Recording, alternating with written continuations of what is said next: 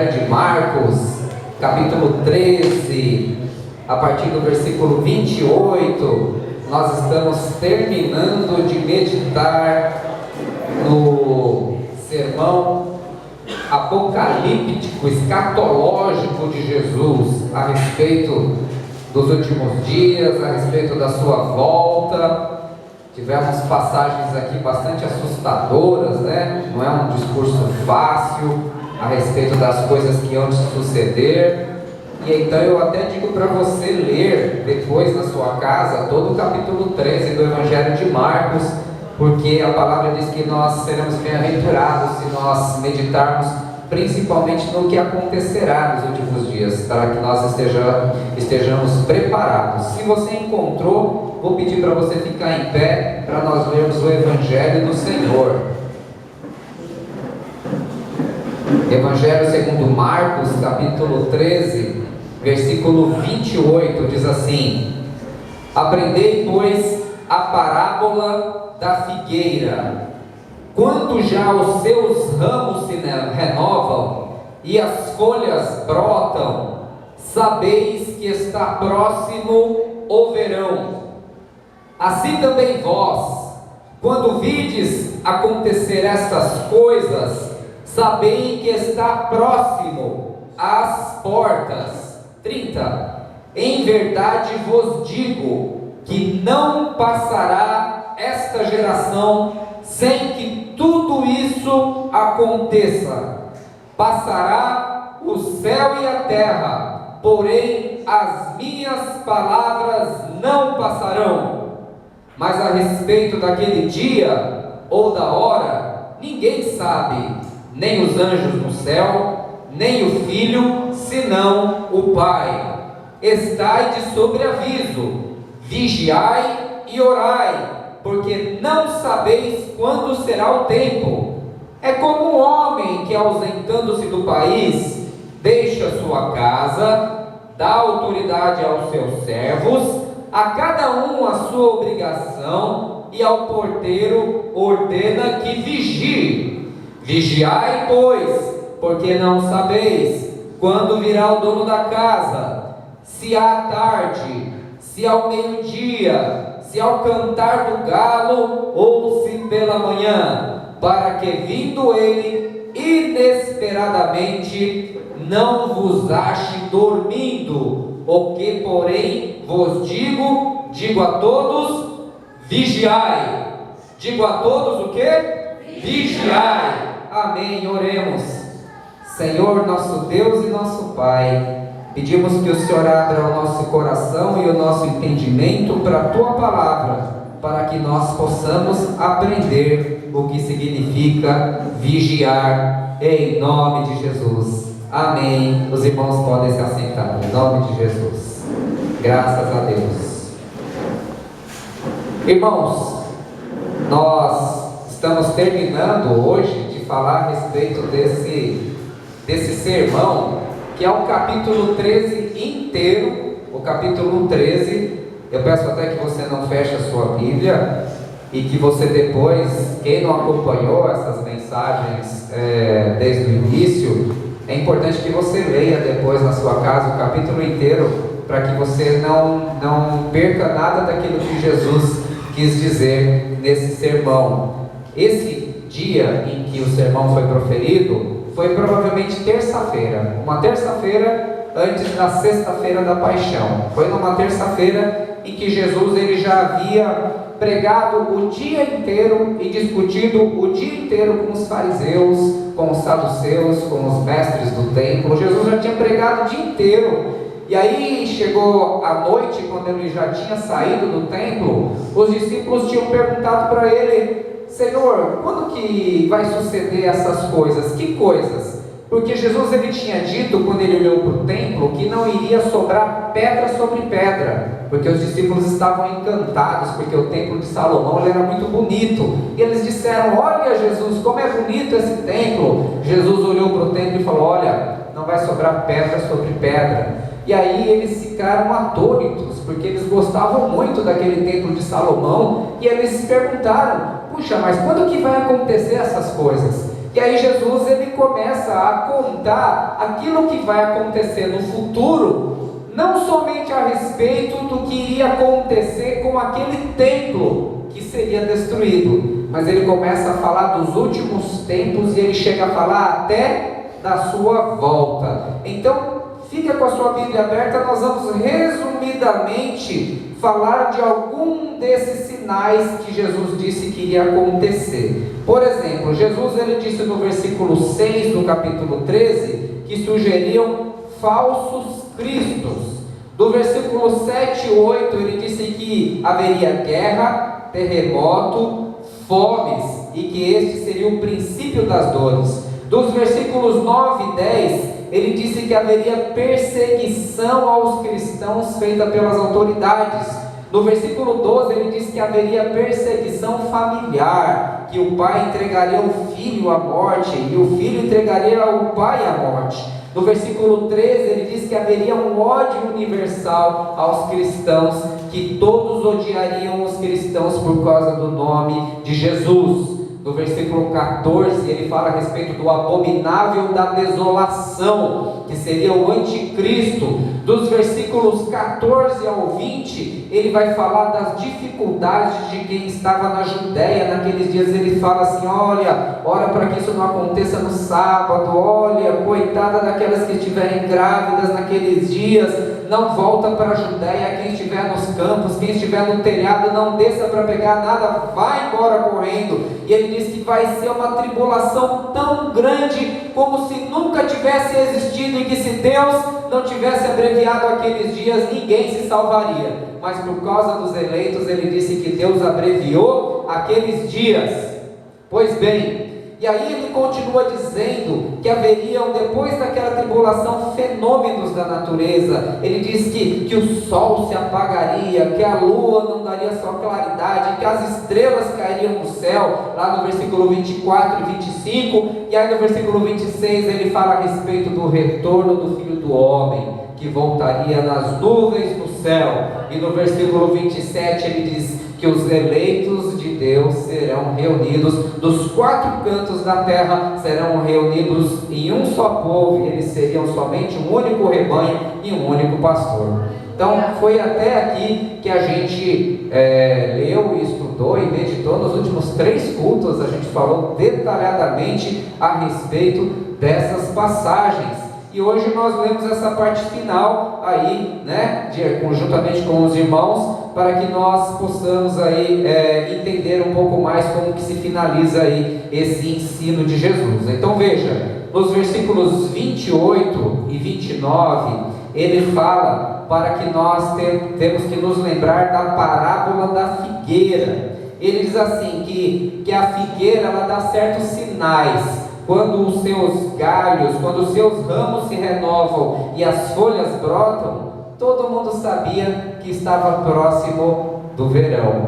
E ele disse: vocês também, quando vocês virem esses sinais acontecerem, guerras, rumores de guerras, quando vocês virem irmãos se levantando contra o pai, pais contra os filhos, quando vocês virem todos esses sinais, saiba que já estão à porta. Então já é para começar a ficar esperto, porque realmente Jesus já estará próximo, já estará às portas. E aí no versículo 30, ele dá uma palavra assim que causa uma certa confusão na cabeça das pessoas até hoje, porque ele diz assim: em verdade eu vos digo que não passará esta geração sem que tudo isso aconteça. E aí algumas pessoas perguntam assim: mas daquele tempo de Jesus não aconteceu tudo isso? E todo mundo daquele tempo já morreu já, né? Eles não estão vivos. Então, o que significa essa passagem? A primeira interpretação é que quando Jesus diz que não passará essa geração sem que tudo isso aconteça, ele está falando a respeito da destruição de Jerusalém, porque Jerusalém foi destruída no ano 70 depois de Cristo, ou seja, mais ou menos uns 30 e poucos anos depois que ele disse isso. Então aquela geração, ela ainda estava viva no momento, a maior parte das pessoas ainda viviam quando Jerusalém foi destruída. A gente viu aqui que os romanos entraram em Jerusalém e mataram aproximadamente 1 milhão de judeus, quando derrubaram o templo, e o templo não existe até os dias de hoje. Se você for lá em Jerusalém, tem uma mesquita no lugar, não tem um templo mais ali, porque ela foi destruída e não foi mais erguida. Então, a primeira ideia é que esse ensinamento de Jesus era a respeito do que estava para acontecer imediatamente depois, que era o motivo da pergunta que Pedro, Tiago, João e o André tinham feito para Jesus: quando acontecerão essas coisas? Ele diz: olha, não passará essa geração sem que essas coisas aconteçam. Então essa é a primeira interpretação. Então quando te perguntarem, o pessoal já morreu, Jesus disse que não passaria essa geração, você explica para ele: não, realmente aconteceu já, aquela geração ainda estava viva quando Jerusalém foi destruída. Mas a gente viu também, isso não é muito simples de se entender, que a profecia ela tem cumprimentos sucessivos, e que a destruição de Jerusalém era na verdade uma imagem de como seriam os últimos tempos, porque Jesus disse que haveria uma tribulação tal que nunca ninguém tinha passado antes. E essa não foi a maior tribulação que os judeus passaram, que o mundo passou, porque se na destruição de Jerusalém morreu 1 milhão de pessoas, na Segunda Guerra Mundial morreram 20 milhões. Então foi muito pior. E ele diz que ainda haverá uma tribulação pior ainda.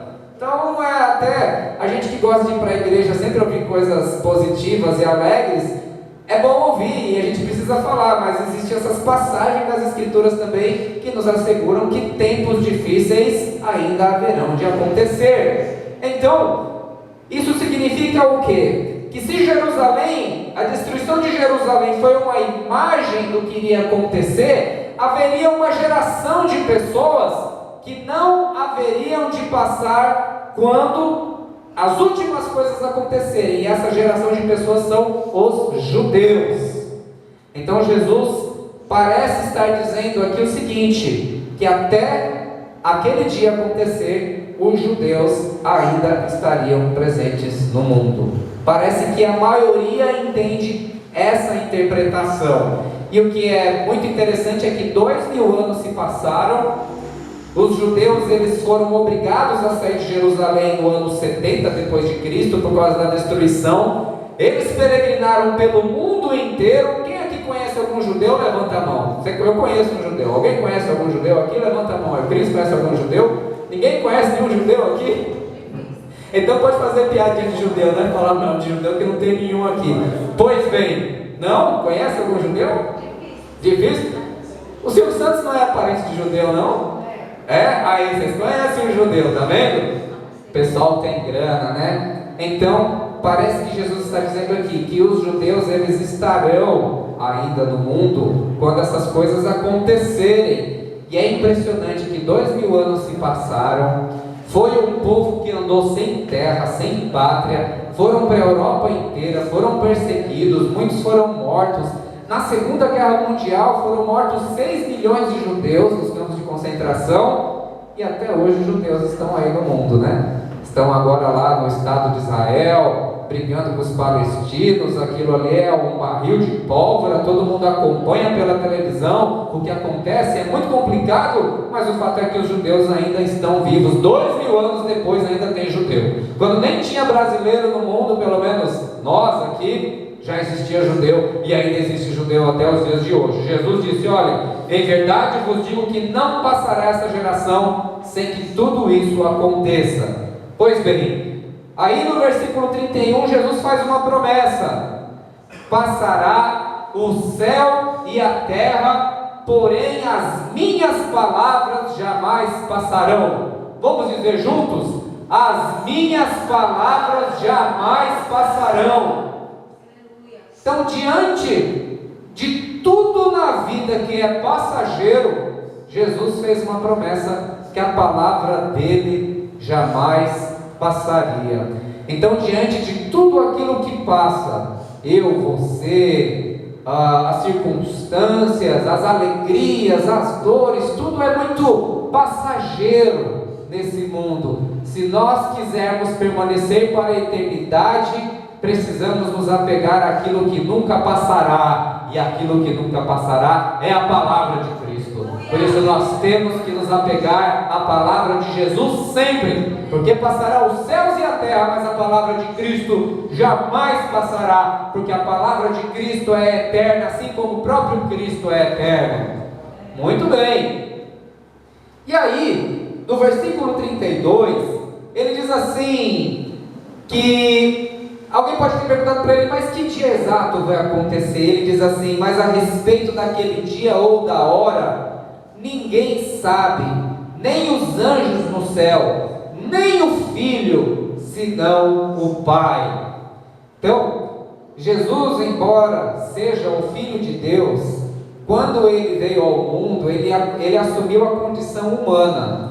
Em assumindo a condição humana, aconteceu aquilo que a Bíblia chama de autoesvaziamento. É uma palavra bíblica chamada kenosis, autoesvaziamento. Então Jesus ele teve que ser assim como Davi, ficar no colinho do pai, teve que mamar, teve que trocar a fralda de Jesus, teve que ensinar Jesus a andar, teve que ensinar Jesus a falar, porque ele assumiu inteiramente a condição humana. Então, enquanto ser humano, o próprio Jesus não sabia o dia da sua volta, nem os anjos, somente o Pai que está nos céus. Hoje, sentado à direita de Deus Pai, certamente ele sabe, mas no momento em que ele disse, ele não sabia. Por isso que é um grande erro ficar marcando data para a volta de Jesus, porque alguns grupos marcaram e erraram. Por exemplo, os testemunhos de Jeová marcaram uma data aí, falaram que o homem ia voltar, o filho do homem ia voltar. Todo mundo ficou esperando, não voltou, ninguém viu, aí eles disseram, voltou, mas ficou nas nuvens,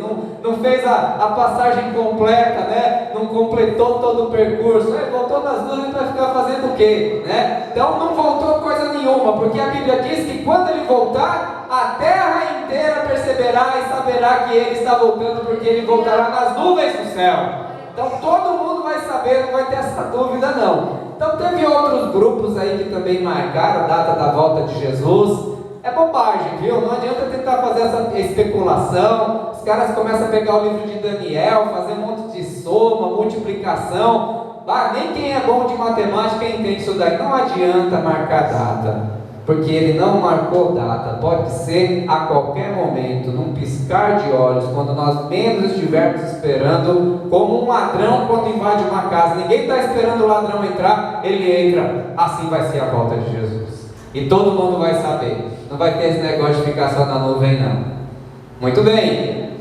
E aí, diante desses ensinamentos, Jesus ele vai dar aqui algumas advertências a partir do versículo 34, e ele vai falar uma outra parábola. Ele diz assim, é como um homem que, se ausentando do país, deixa sua casa e dá autoridade aos servos, e cada um a sua obrigação,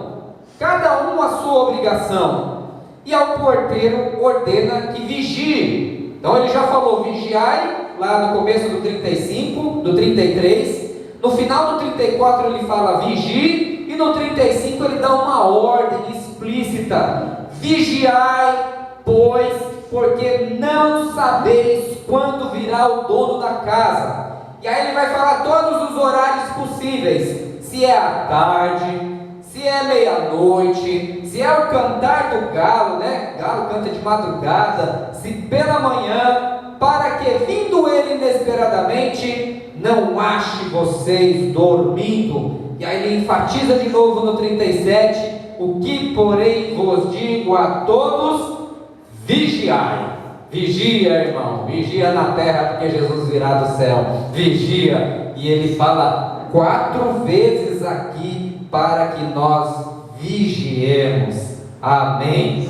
Então, essa é a mensagem de hoje, é a ordem de Jesus para que a gente vigie e não nos ache dormindo. Aí você pode perguntar assim, mas pastor, eu não posso dormir mais? Se Jesus voltar e eu estiver dormindo, quem é que gosta de dormir aqui? Levantando. Quem gosta de dormir? Diz que as mulheres dormem mais, né? Que os homens não dormem? Não é assim? Você levanta, a mulherada continua dormindo, não é assim? É assim. Será que se Jesus voltar na hora que elas estiverem dormindo e nós estivermos acordados, só a gente que sobe? Só os varões? Que são, não? Sobe a esposa e você fica, Cícero? Será que é esse tipo de sono que Jesus está dizendo? E dizem que a mulher tem que dormir aí de 8 a 9 horas por dia. Acho que 6 horas e meia, 7 pra gente tá bom, né? 7 horas e meia. 3 horas, se você é um Napoleão. 9 mais 3. 9 mais 3, 11 horas. É bom, é bom. É bom que controla aí a metamorfose, não, o metabolismo, né? Não está se transformando em nada, né? O metabolismo, isso é bom. Pastor, se Jesus voltar e eu estiver dormindo, o que eu vou ficar? Não é o sono físico, é o sono espiritual, né? É o sono espiritual. Dormir é muito bom e é necessário, precisa dormir, descansar mesmo. Mas Jesus está falando do sono espiritual. Tem gente que dorme até na hora da palavra, não tem problema. Mas o importante é que não seja um sono espiritual. E como é que é esse sono espiritual? Vou pedir para você abrir em Lucas, para a gente ver como é que é esse sono espiritual. Lucas, vai mais um livro para frente. Lucas, capítulo 21, versículo 34.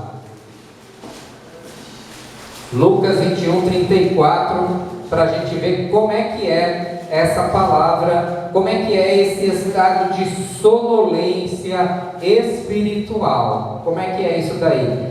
Essa passagem de Lucas 21, 34 é a passagem paralela que nós lemos aqui. É que o Evangelho de Lucas ele tem um pouco mais de detalhes.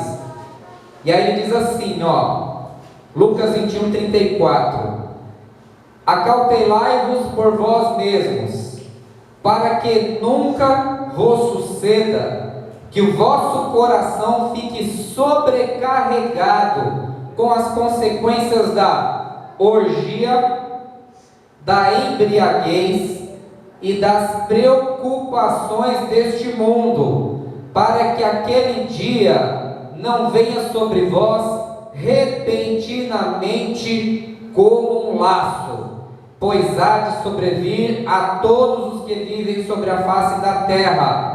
Vigiai, pois, a todo tempo, orando, para que possais escapar de todas essas coisas que têm de suceder a todos, e estar de pé na presença do Filho do Homem. Então, é a complementação. Como é que é esse estado de dormência? Jesus ensina nesse versículo aqui. Ele diz assim: acautelai-vos, cuida de você mesmo, para que nunca suceda que o seu coração fique sobrecarregado, coração pesado. Não fique com o coração sobrecarregado, com as consequências de 3 coisas. Ele fala aqui, primeiro, com as consequências da orgia.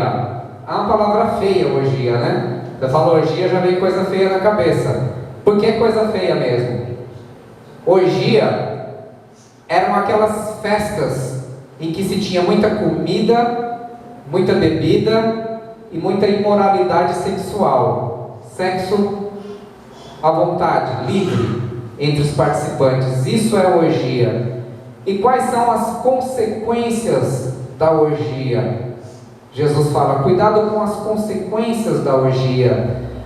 As consequências da orgia, entre outras, são uma vida emocionalmente desequilibrada, uma pessoa que se entrega sexualmente, a imoralidade sexual, ela é emocionalmente ela pode ficar emocionalmente desequilibrada. É uma pessoa que corre riscos maiores de trazer algumas enfermidades no próprio corpo, certo? Porque nós temos as doenças sexualmente transmissíveis e a camisinha não protege de tudo, essa que é a verdade. O risco de uma gravidez também não planejada pode acontecer. E emocionalmente, principalmente, uma pessoa que se abre muito e que passa a ter muitas relações nesse sentido, é uma pessoa que emocionalmente ela entra num certo desequilíbrio também, porque a Bíblia diz que nós nos tornamos uma só carne com a pessoa que nós nos unimos sexualmente. Então, se uma pessoa começa a se unir com outro e com várias pessoas, aquilo vai gerando um certo desequilíbrio na cabeça da pessoa, não faz bem para o próprio corpo e para a psique daquela pessoa, podendo levar até as situações mais complicadas do ponto de vista psicológico. E a gente precisa ficar atento a essas coisas, principalmente com os nossos jovens, com os nossos adolescentes, que hoje em dia já está muito fácil, está muito difundido esse tipo de coisa, principalmente através das redes sociais. Então a sexualidade ela é uma bênção, ela é uma coisa muito boa na vida da gente, mas ela precisa ser praticada com amor, com respeito, e isso se dá dentro do âmbito da família, dentro do âmbito do casamento. Fora isso, pode trazer uma série de consequências desastrosas na vida de uma pessoa, e Jesus disse: cuidado para o seu coração não ficar sobrecarregado dessas coisas. Por exemplo, vício em pornografia na internet. Muitos homens hoje, mesmo dentro da igreja, muitos homens dentro da igreja têm problema com pornografia, pastores, diáconos, até bispo e apóstolo, se duvidar, porque há um mercado muito... As pessoas hoje ficam mandando coisa feia pelo celular, essas coisas. Então Jesus diz: olha, toma cuidado para o seu coração não ficar sobrecarregado com essas coisas, para que aquele dia não te pegue como um laço. Orai e vigiai, Jesus diz. E aí ele dá uma segunda situação aqui, que nós devemos tomar cuidado. Ele diz: cuidado para que o vosso coração não fique sobrecarregado com as consequências da embriaguez. Embriaguez é o exagero no consumo de uma bebida alcoólica, em que leva uma pessoa a simplesmente perder o controle sobre si própria. Hoje não somente o álcool, mas pode ser a droga também, o crack, a maconha, a cocaína e tantas outras drogas. Quais são as consequências da embriaguez? Inúmeras.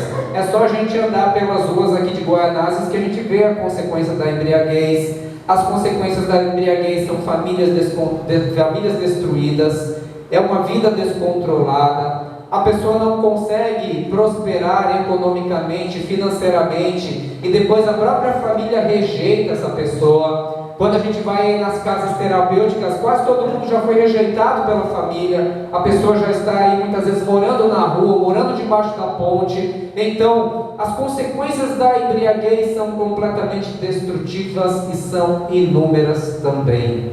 Ok? Então Jesus diz: toma cuidado com as consequências da embriaguez, para que isso não venha a destruir, não exagere, não se descontrole em relação a isso. E nós vivemos um problema no Brasil, é que as propagandas, elas são muito incentivadas as pessoas a beberem.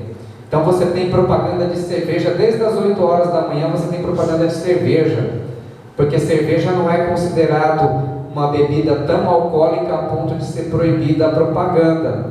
E aí os jovens, desde os 16, 17 anos, já acham que é bonito ficar tomando cerveja na frente da escola, e aquilo vai chamando outros tipos de bebidas mais fortes também. E isso é muito complicado, porque algumas pessoas vão tomar bebida alcoólica e tudo bem, tomou ali aquele dia, vai tomar outra só na outra semana, ou vai ficar 2 meses sem tomar. Mas algumas pessoas, pelo menos 10 a 15% da população, se experimentar um pouquinho de álcool, vai viciar, não tem controle sobre si próprio.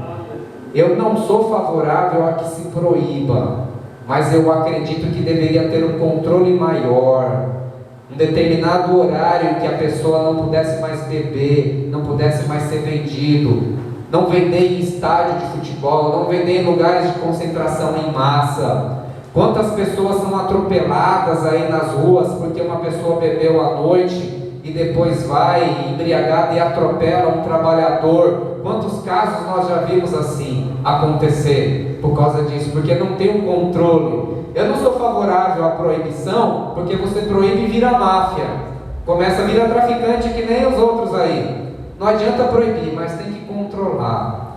Então tem que começar dentro de casa. E o Estado também devia proibir, todas as propagandas devia proibir a venda em qualquer horário, de madrugada devia. É que a indústria do álcool ela é muito poderosa. Difícil vencer isso daí hoje. O homem mais rico do Brasil é o dono lá da Ambev, nem sei se chama Ambev ainda, e é dono da Skol, não é? De várias cervejas, porque isso daí dá maior grana. O cara fica ali apavorando com a cervejinha, na verdade deixando o cara mais rico, né? É complicado lutar contra isso daí, é necessário, mas tem que começar a partir de nós mesmos. Por isso que Jesus diz: cuidado para o seu coração não ficar sobrecarregado com as consequências da embriaguez. E quem tem problema dentro de casa sabe que todo mundo aqui, eu acho que tem algum parente, alguém que tem problema com álcool, com droga, a gente sabe que é terrível isso daí. E Jesus diz: toma cuidado com isso daí. E finalmente ele diz assim: tome cuidado para que o vosso coração não fique sobrecarregado com as preocupações deste mundo. Vamos dizer juntos: com as preocupações desse mundo. Preocupação desse mundo todo mundo tem. Todo mundo tem que pôr, né? Toda pessoa adulta e toda pessoa que formou família, que tem alguma responsabilidade, tem preocupação. Preciso pôr comida dentro de casa, preciso pagar o aluguel, preciso comprar um remédio para minha família ou para mim mesmo, talvez pagar uma assistência médica ou pagar uma escola. Todo mundo tem preocupação. Então, preocupação do mundo com o mundo são coisas legítimas da vida. Não é errado. Um homem, pai de família, ele realmente precisa se preocupar no sentido: eu preciso realmente prover as necessidades do meu lar, e a mulher também, enfim, todos nós temos nossas responsabilidades. Mas Jesus ele diz: toma cuidado para o coração não ficar muito sobrecarregado com essas preocupações. Porque quais são as consequências das preocupações? As consequências das preocupações é que se uma pessoa se entrega demais a isso, ela só faz isso da vida. Ela trabalha de segunda a sexta e vai trabalhar no sábado e vai querer trabalhar no domingo e vai querer cada vez mais, e nunca tem tempo mais para as coisas de Deus. Não tem mais tempo para oração, não tem mais tempo para a família, não tem mais tempo para os filhos. E uma das consequências que isso pode gerar é até um estresse. E a pessoa fica depressiva. Esse mês é o mês é o mês amarelo, né? É o mês da depressão. Não é que é o mês da depressão, o combate à depressão, né? Ao suicídio. Vou contar um testemunho para vocês. No ano de 2001, eu fazia faculdade à noite e trabalhava o dia inteiro. Estudava e trabalhava. Correria. E eu naturalmente sou uma pessoa organizada e diligente. Quando eu pego uma coisa, eu faço com seriedade mesmo. E houve uma crise econômica em 2001, que houve muitas greves, e muitas empresas mandaram muitas pessoas embora, a minha inclusive. Ou seja, além de fazer o trabalho de outras pessoas, o meu próprio trabalho, eu comecei a fazer o trabalho de outras pessoas também. Entrava mais cedo, saía mais tarde, ia para a faculdade, eu morava sozinho, então tinha que pagar minhas coisas, preocupar com as minhas próprias coisas, e acelerado, todo dia acelerado. Já não dava mais tanto tempo de ir para a igreja, não dava mais tempo de ter vida devocional. Acelerado. Um dia eu estava no trem, porque eu tinha que fazer um trabalho correndo pra caramba para cumprir prazo. Era trabalho de cunho jurídico, judicial. E aí me deu um piripaque dentro do trem. Eu comecei a sentir meu coração, meu peito doer. Falei: eu vou morrer aqui dentro, um calorzão. Vou ter um troço aqui. Saí do metrô meio grogue, estava com um colega, tiveram que chamar segurança do metrô, me colocaram no carro, me levaram, tive que ir para um lugar lá, me levaram para um médico lá, nem sei onde foi, nem me lembro mais. Chegou lá, começa a medir pressão, olha o coração, não sei o que lá. Você não tem nenhum problema, você não está tendo nenhum ataque cardíaco. Ok, tudo bem, foi só um estresse passageiro. Na outra semana aconteceu a mesma coisa. E mesma coisa, falaram: você precisa ir no psiquiatra. Aí cheguei lá, eu não estava mais conseguindo entrar dentro de um ônibus, eu não estava conseguindo mais pegar um metrô, não conseguia entrar dentro de nenhum lugar fechado, não conseguia entrar dentro de um shopping. onde tinha muita concentração de gente. Aí o médico receitou, tive que começar a tomar remédio controlado. Tomei remédio controlado, tive que ficar de licença do trabalho. Olha só, tive que fazer terapia. O coração começou a bater fora do bumbo, né? O coração tem um ritmo, né? Quando bater fora, você está meio nervosinho. Tive que tomar remédio do coração. Foi 1 ano e meio tomando fluoxetina, tomando aquele remédio tarja preta para poder dormir. Por causa de quê? Preocupações desse mundo, preocupações desse mundo, preocupações desse mundo. Como é que eu superei isso daí? Primeiro, precisei tomar os remedinhos, né? Toma um remedinho que passa. Por que acontece? Quando você está assim estressadão, você tem determinados componentes químicos dentro de você que entram em desequilíbrio. Nós somos um conjunto de compostos químicos neurais aqui, serotonina e outras ninas aí que eu não me lembro o nome. E quando entra nesse desequilíbrio, você precisa tomar um remedinho para equilibrar de novo. Então não é errado, é uma enfermidade, é a enfermidade dos dias de hoje, é a depressão, a síndrome do pânico. Então, procurei o médico, tomei um remedinho. Primeira semana é horrível, você tem que tomar. Eu precisava tomar e me amarrar, porque eu queria tomar e me jogar da janela. Então você é doido, o bagulho é doido, é forte demais, é horrível, certo? Então, mas eu segui a prescrição, tomei um remedinho, consegui fazer uma terapiazinha. Falou, pratica um esportezinho, porque quando a pessoa só trabalha, ela só trabalha e estuda, né? Fica ali. Fui fazer uma nataçãozinha também, procurei caminhar um pouquinho mais. E principalmente voltar os olhos para o Senhor. A minha recuperação foi muito rápida. Deu em torno, parece que é muito tempo, mas durou em torno de 1 ano a 1 ano e meio. Eu conheço pessoas, nós conhecemos pessoas assim, né? Que estão aí 10, 15, 20 anos e não conseguem sair dessa situação. É possível sair, irmãos, em nome de Jesus. Seguindo prescrição médica, cuidando bem de si próprio, buscando ter um equilíbrio na vida, mas principalmente não se desconectando da palavra do Senhor. Porque ele disse assim: tenha cuidado para que o vosso coração não fique sobrecarregado com as preocupações desse mundo. Porque quer que adianta o homem ganhar o mundo inteiro e perder a própria alma? Não é mesmo? Eu já sou tranquilão, estou feliz aí com a minha esposa, com a minha filha, estou de boa, a gente se estressa um pouquinho também, mas hoje eu aprendi a detectar aquele momento. Sabe quando você sente que já está chegando ali na fronteira, fala, pô, daqui eu não posso passar não posso passar. E uma coisa que ajuda muito é o que? A oração. A oração, porque Jesus ele diz assim, vigiando em todo o tempo. Não deixa o seu coração se sobrecarregar com as preocupações deste mundo. Pastor, eu me preocupo com os meus filhos. Faça o melhor e entregue nas mãos do Senhor. Você não é onipotente, onipresente. Você não é capaz de estar em todos os lugares ao mesmo tempo. É impossível. Descansa no Senhor, porque Ele tem cuidado de ti.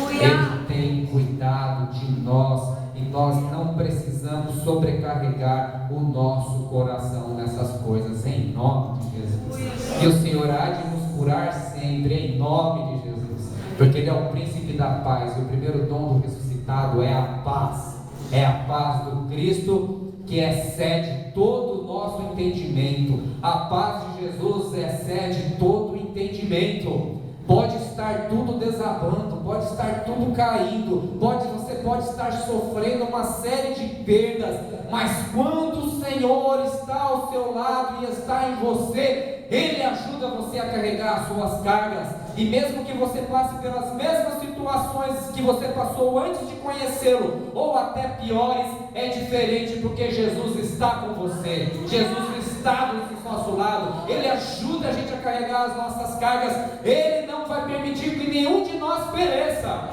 Ele disse isso, que nós estamos nas mãos dele, que Ele conhece as ovelhas pelo nome, e as ovelhas conhecem o nome dele, como foi dito aqui, o puro amor de Jesus. Ele não deixará que nenhum de nós pereçamos. Ele não deixará. E finalmente, para encerrar, vou voltar lá para o texto de Marcos, que nós lemos. A última atitude aqui, de quem precisa vigiar, que é uma atitude de não deixar o coração se sobrecarregar, e é ter uma atitude de oração. Ele diz lá, eu voltei para o texto de Marcos, capítulo 13, quando ele diz assim, no versículo 34, ele conta uma outra parábola. É como um homem que, ausentando-se do país, deixa a sua casa, dá autoridade aos seus servos, e a cada um a sua obrigação. Vamos dizer juntos? E a cada um a sua obrigação. Foi isso que Jesus fez. Ele foi morto, ressuscitou e ascendeu aos céus. Ele saiu do país, mas ele deixou uma obrigação para os apóstolos: preguem o meu evangelho, preguem a minha palavra, façam discípulos de todas as nações, batizando-os em nome do Pai, do Filho e do Espírito Santo, eis que estou convosco todos os dias até a consumação dos séculos. É a mesma coisa, ele deixou uma obrigação a cada um de nós. E importa, é como se fosse um patrão, né? Ele deixou uma obrigação e se ausentou. Quando ele voltar, ele quer ver cada um de nós cumprindo aquela obrigação que ele deixou. Qual foi a obrigação que Jesus deixou para você? Qual foi? Qual foi a função que ele deixou para você? Existem várias funções no corpo de Cristo. Eu penso que ele deixou a obrigação que eu ensinasse a palavra dele. Desde o início da minha caminhada cristã, um impulso para pregar, para falar das coisas de Deus, e se abrir a Bíblia e falar sobre ela. Acredito que é essa a obrigação que ele deixou para mim. Eu até tento cantar aqui de vez em quando com os irmãos. Eu sei que eu atrapalho lá, ver os caras, mas como eu gosto de aparecer muito, eu vou lá e canto mesmo assim, um pouquinho só. Brincadeira. Não é tão brincadeira assim, mas eu tento trabalhar o menos possível. Mas não é a minha obrigação. Não é a minha obrigação. Minha obrigação tem a ver com o ensino da palavra, e eu tenho certeza que Jesus deixou uma obrigação para você. Ah, pastora, tinha uma mulher lá no Novo Testamento que a obrigação dela era ir todos os dias para o templo orar e jejuar.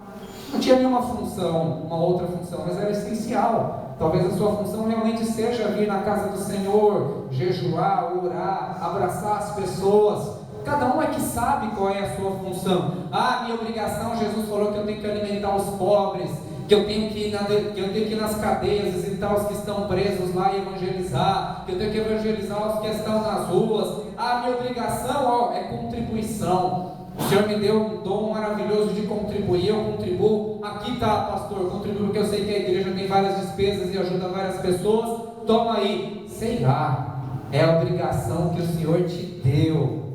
E quando Ele voltar, você não pode estar dormindo. Você tem que estar fazendo aquilo que Jesus mandou você fazer. Esteja fazendo aquilo que Jesus mandou você fazer. Não se desvia da sua vocação, porque tudo no mundo quer te desviar daquilo. É incrível, é impressionante. O diabo não dorme em serviço, irmãos. O diabo ele vem para roubar, matar e destruir. E quando o diabo entra, meus irmãos, olha, ele vem para arrebentar. Ele entra de sol, ele arrebenta com tudo mesmo. Se não estiver vigiando, ele vem e arrebenta com tudo. Para quê? Para te afastar da sua vocação. Não deixa isso acontecer. Ele vem para fazer isso, ele vem para te derrubar, ele vem para te desanimar. Os momentos, eu trago comigo que os momentos às vezes de maior alegria, de maior vitória, é a hora que você tem que vigiar mais. É a hora que você desguarnece, o diabo vem. Então, tem que vigiar, não dá para brincar, principalmente quem já é mais maduro na fé, porque o diabo ele vem mesmo. Não quero que ninguém tenha medo do diabo, mas Jesus disse, o apóstolo disse que ele anda ao derredor procurando alguém que possa tragar. E ele traga mesmo, viu? Se a pessoa não vigiar, ele engole. Ele engole, acabou, apagou a luz daquela pessoa, acabou. Eu até creio que depois, passado algum tempo, a pessoa se recomponha, mas quando ele vem, ele engole mesmo. Ele passou do outro lado, já não é mais dos nossos. Engole mesmo. E tudo morre na vida daquela pessoa. E tudo em termos vocacionais acaba.